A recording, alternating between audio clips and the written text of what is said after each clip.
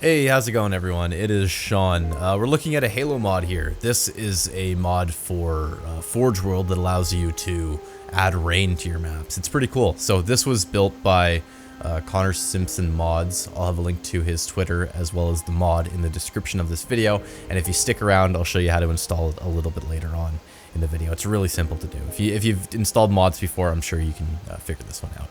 It's a really cool mod. So basically, if you couldn't tell from the way it looks, it essentially adds rain to Forge World. The catch is that once it's on, so you can't disable the rain. It's going to appear on all of your Forge maps or anything that you play on Forge World until you disable the rain later on outside of the game. But it's cool if you want to have like an experience where you're playing a bunch of infection maps and you want to throw some rain on. It's a cool way to do that. And it's a little bit more complex than just rain too. Within the settings of it, you can actually adjust how much rain you see, how quickly the rain's moving, how dense the rain is, the direction the rain's moving. You can toggle it enough so that it even looks like snow. Then, in addition to all of that, you can also play around with how dark Forge World is, so you can convert it to nighttime too. So it's kind of a rain/nighttime type mod. I thought this was pretty cool.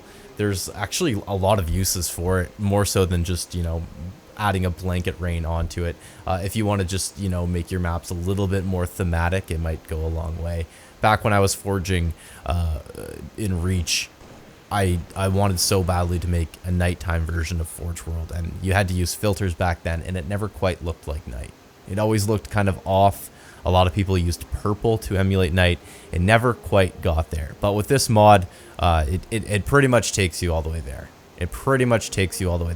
So here's how it works. To install it, all you need to do is download the file I've linked in the description. That's going to give you a Forge World map file. You're going to replace your current Forge World map file with this one. That's the simple way of doing it. You can also use assembly to patch your Forge World map if you want to do it that way and not have such a big download, but that is totally optional. Once you replace the Forge World map and you load up Halo, every single map that you have that is on Forge World will have the rain effect on it, and that's it. It's that simple.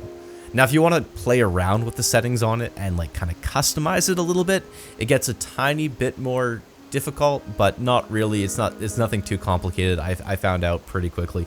Thankfully, Connor was very, very, very helpful and was able to walk me through the process. He's also included a guide in the files that will walk you through the process for toggling and what some of the settings do and that sort of thing, so you can check that out.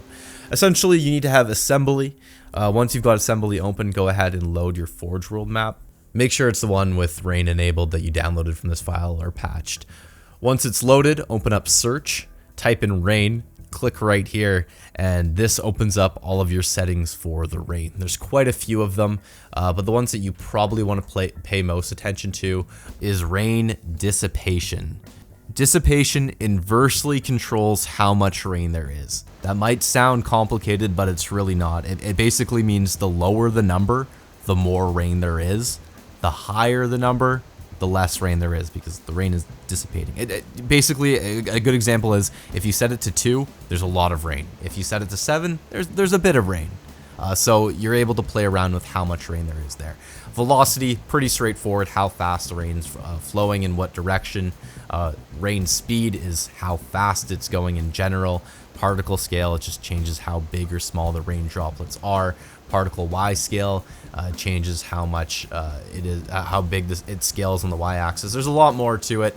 You can play around with all the specific settings there. I won't go too much into it, but you can do some cool stuff like change the color of the rain droplets.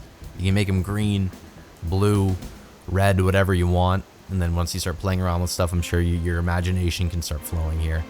Then there's a bunch of other stuff like how far it appears from the camera, the splash settings, the drop fade range, and you feel free to go through all that.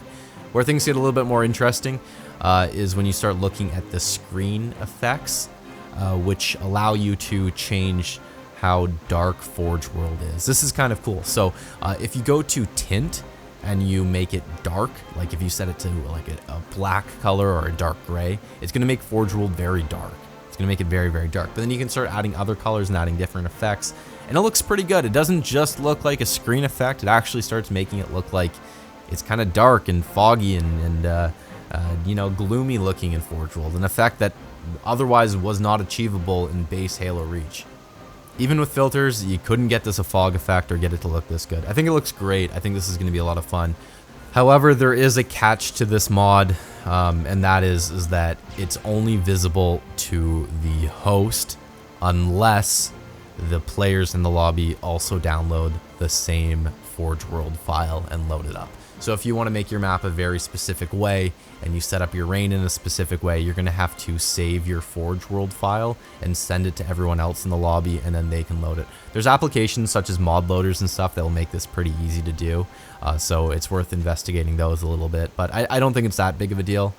I think especially for someone like me who's going to be filming some maps and stuff, it might be cool for the viewer to see this sort of stuff, and if everyone downloads the map file, they're going to be able to see it too. So the other small issue is that the rain appears indoors, so it's just something to be aware of if you're you know, messing around with this. Anyways, this is just a look at a simple kind of cool rain mod for Forge World, and I've got a feeling there's going to be a lot more interesting stuff like this coming out. Thanks.